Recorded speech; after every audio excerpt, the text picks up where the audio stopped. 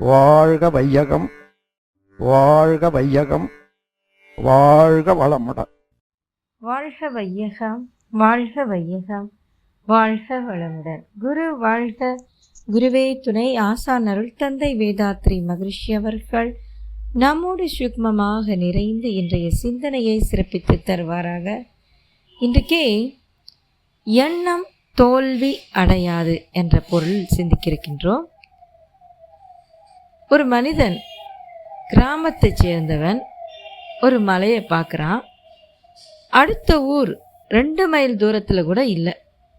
ஆனால் அந்த ஊருக்கு போகணும் அப்படின்னா மலையை சுற்றி கொண்டு தான் 15 மைல் தூரம் போக வேண்டியதாக இருக்குதாம். இந்த மலையை பெயர்த்து போட்டு விட்டால் எவ்வளவு நல்லா இருக்கும், சீக்கிரமாக அந்த ஊருக்கு போயிடலாம் அப்படின்னு அந்த மனுஷன் நினச்சானா. ஆனால் அந்த மனுஷனோட எண்ணம் அப்படியே செயல்பட முடியாது. அவனால் அந்த மலையை பெயர்த்து போட முடியாது. அதே சமயம் ஒரு அணு விஞ்ஞானி வர்றாரு. அந்த விஞ்ஞானி அந்த மலையை பார்க்குறாரு. அவருக்கும் அந்த மலைக்கு அந்த பக்கம் உள்ள ஊருக்கு போகணும்னு எண்ணம் வருது. மலையை சுற்றி கொண்டு போக வேண்டியதாக இருக்குதே, என்ன செய்கிறது அப்படின்னு சிந்திக்கிறார். அப்புறம் அவருக்கு ஒரு ஐடியா வருது. அணு சாதனையால் அந்த மலையை தொலைச்சி அந்த பக்கம் போக ஒரு வழியை ஏற்படுத்தி விட்டால் எப்படி இருக்கும்? சூப்பர், நல்ல ஐடியா. சரி, அதை நம்ம செயல்படுத்திடுவோம் அப்படின்னு நினச்சி அந்த அணு விஞ்ஞானி மலையை குடைஞ்சி ஒரு குகைப்பாதையை ஏற்படுத்தி விட்டால் சரியாயிடும் அப்படின்னு நினைக்கிறாரு. அதே மாதிரி செய்கிறாரு. விஞ்ஞானி நடைமுறையில் எதை செய்ய முடியுமோ அதை திட்டம் போடுறாரு. கொஞ்ச காலத்தில் மலையை குடைஞ்சு குகைப்பாதையையும் போட்டு விடுறார். கிராமத்து மனிதனும் விஞ்ஞானியும் ஒரே எண்ணத்தை தான் எண்ணினாங்க. ஆனால் விஞ்ஞானியால் அதை செயல்படுத்த முடிஞ்சது. ஆனால் இருவருடைய எண்ணமும் வெற்றி பெற்று விட்டது. எந்த எண்ணமும் தோல்வி அடைகிறது இல்லைங்க.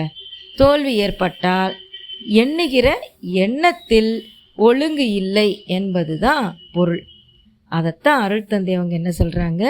எண்ணியவெல்லாம் எண்ணியபடியே ஆகும், எண்ணத்தில் உறுதியும் ஒழுங்கும் அமைந்திடில்.